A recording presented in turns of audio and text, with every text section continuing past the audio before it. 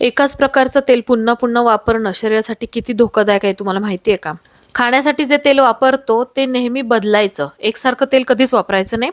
यावेळेस मी इथं किसानचे यांचं शुद्ध घाण्याचं शेंगदाणा तेल वापरतीये. तर मला याचा अनुभव खूप चांगला आलाय. पचायला हलकं आहे, वजन पण वाढत नाहीये. व्हिटॅमिन ई जे आहे ते असल्यामुळे एनर्जी पण येतेय. शेंगदाणा तेलाचा वापर करून पदार्थाची चव पण खूप छान वाढतीये.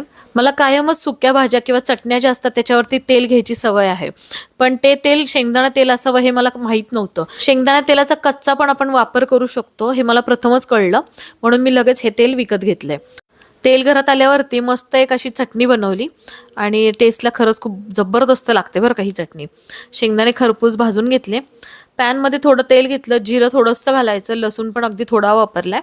लाल तिखट आवडीनुसार घातले आणि शेंगदाणे जे होते भाजलेले ते आपण यामध्ये घालून परतून घेतले. मिक्सर जारमध्ये हे काढून घेतलं आणि मीठ घालून छान ओबडधोबड चटणी आपली इथं तयार झाली आहे. थोडीशी तिखट बनवा, मुलं खातात म्हणून मी खरं तर तिखट खूप कमी टाकलंय, पण टेस्टला खूप छान होते. आणि अशी चटणी जेव्हा ताटात वाढून घेतो ना त्यावरती तेलाची धार ही मला तरी हवीच. तुम्ही पण नक्की वापरून बघा.